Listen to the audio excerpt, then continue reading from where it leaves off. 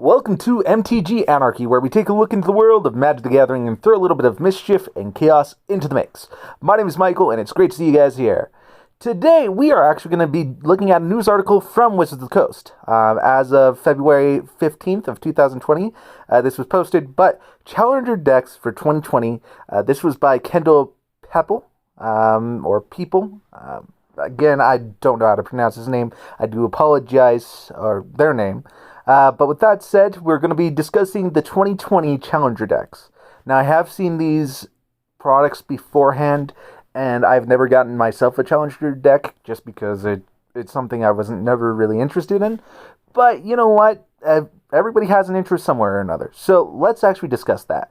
But before we do discuss the Challenger decks of 2020, if you haven't already done so, and this is your first time experiencing the channel or this type of video or anything like that, I wouldn't mind it if you would subscribe to the channel, as we will be having new videos come out on the channel, as well as if you want to stay up to date with those types of videos, go ahead and hit the bell notification to keep up to date if you do decide to subscribe. I would appreciate it if you guys do, but that said, that is what that is. But let's just jump right into the article. So again, Challenger Decks 2020 by Kendall Pepple. Now, how I'd like to do these things is I like to read through the article and then give my opinion. Because there's going to be 4 different Challenger decks, we're going to go ahead and discuss 4 different ways on them. So, with that said, let's just jump into it. Available April 3rd, 2020, the new Challenger decks offer an excellent entry point for jumping into standard events at your local game store. These 4 individual 75-card decks are geared towards standard play for the Friday night Magic player and forged out of some of the most recognizable strategies in Standard. Each Challenger deck comes with a complete 60-card main deck and a 15-card sideboard intended to be playable and competitive at a local level right out of the box. All cards will have been previously printed in Standard and are Standard legal.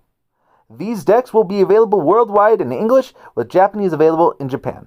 So there's only going to be 2 languages, so English and Japanese. So none in Spanish or any of these other languages. Sorry guys, but that is what that is. Check out the deck list below to see what's in store.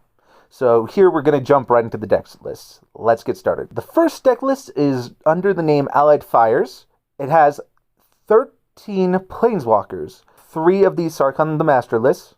1 Ujin, the Ineffable. 3 Kasmina, Enigmatic Mentor.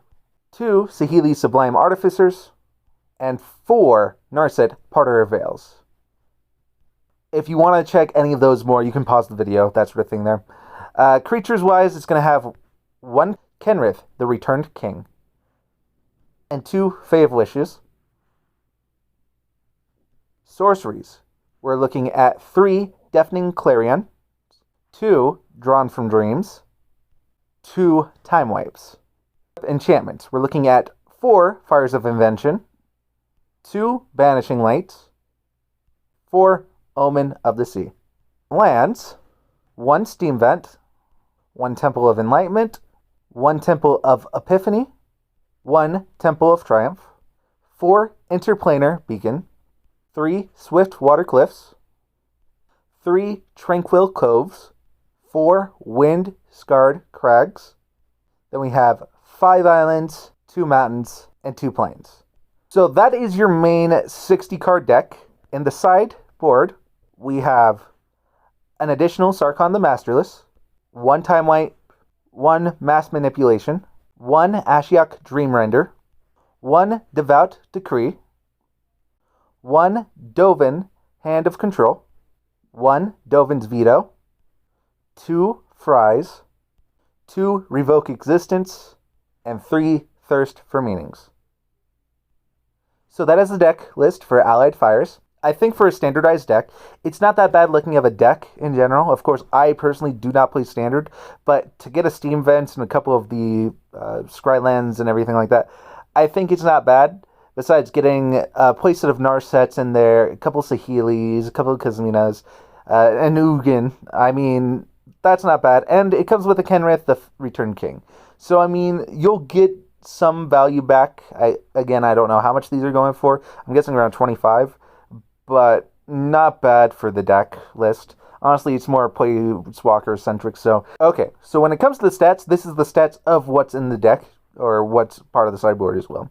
We have 27 0-drops, 13 2-drops, 16 3-drops, 10 4-drops, 8 5-drops, and 1 6-drop.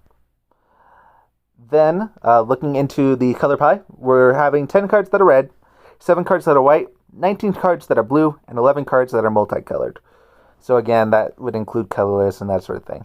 Now, this is Allied Fires. So if you want to get this deck, if this is the right deck for you, they'll be available April 3rd. So keep your eye out for them. Let's move on to Final Adventure. So the deck list contains the following.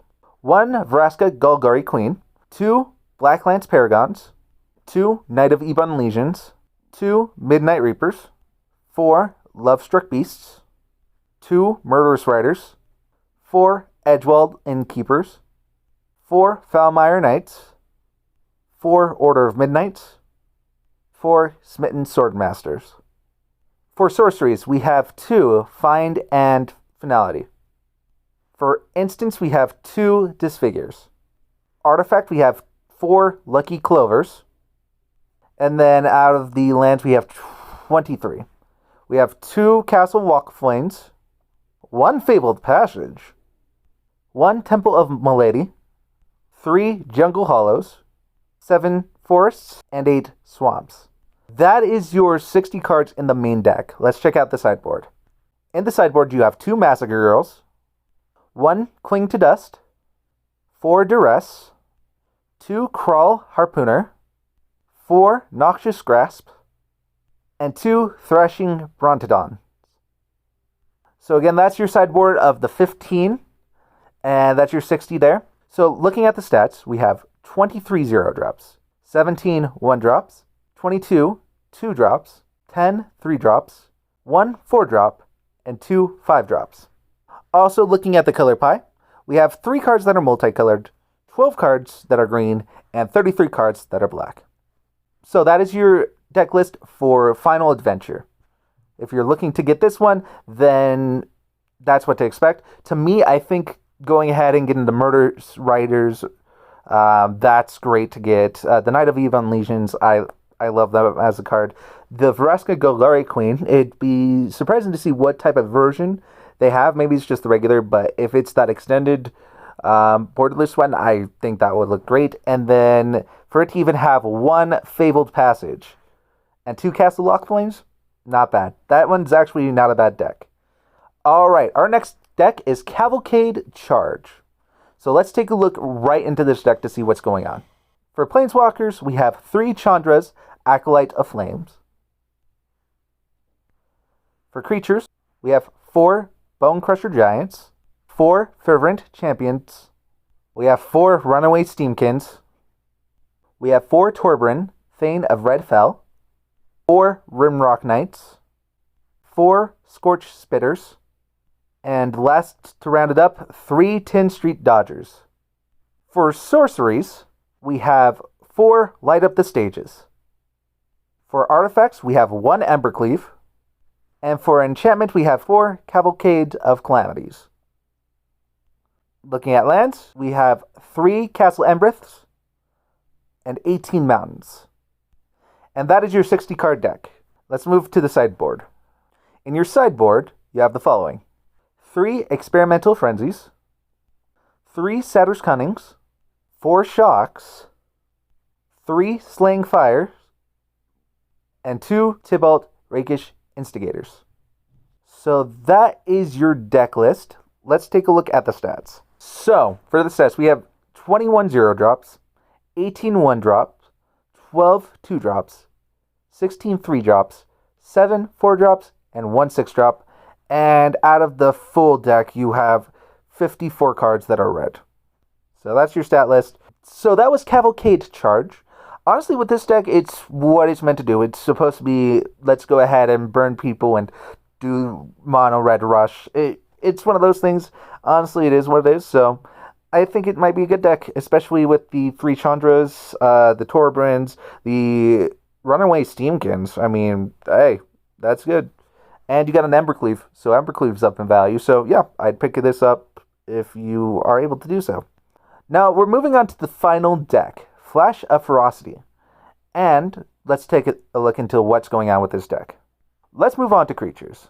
We have 1 Brazen Borrower, 4 Nightpack Ambushers, 1 Wavebreak Hippocamp, 4 Wildborn Preservers, 4 Brineborn Cutthroats, 4 Frilled Mystics, and to round it up for the creatures, 4 Spectral Sailors. Moving on to instants. We have 2 Thassa's Interventions, 4 Opts, 4 Quenches, 2 Sinister Sabotages, 2 Unsummons. We have 24 lands, 2 Castle Vantresses, 1 Fabled Passage, 2 Temple of Mysteries, 3 Thornwood Falls, 8 Forests, and 8 Islands. That is your 60 card deck. Looking into the sideboard, we have 3 Shifting Ceratops, 3 Aethergusts, 2 Disdainful Stroke, 2 Mystical Disputes, 2 Negates, and rounding it up, 3 Threnody Singers. Now let's go ahead and take a look into the stats. For stats, we have 24 0-drops, 10 1-drops, 24 2-drops, 6 3-drops, and 11 4-drops. In the color pie, we are looking at 4 cards that are multicolored, 11 cards that are green, and 36 cards that are blue. But that was Flash of Ferocity. Now, for this one, I don't know how I feel. I mean, other than getting Thassa's Intervention, which is going to be very powerful, and getting like the Castle Vantris, the Fabled Passage, Temple of Mysteries, that sort of stuff like that. Honestly, this is my least favorite of the 4 decks.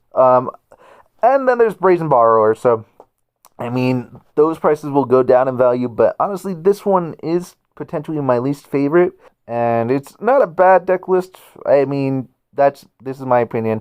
I would go over other decks over this one. But with that said, that was Flash of Ferocity. Alright, so that is looking at all the decks that are available on this article, as well as the Challenger decks of 2020. To me, since I don't play Standard, I don't know which one is viable to get the most. I think the ones that have the high-costing mythics right now, like Brazen Borrowers, Fabled Passage, which is always great to get, even, let's say, others decks that are on here.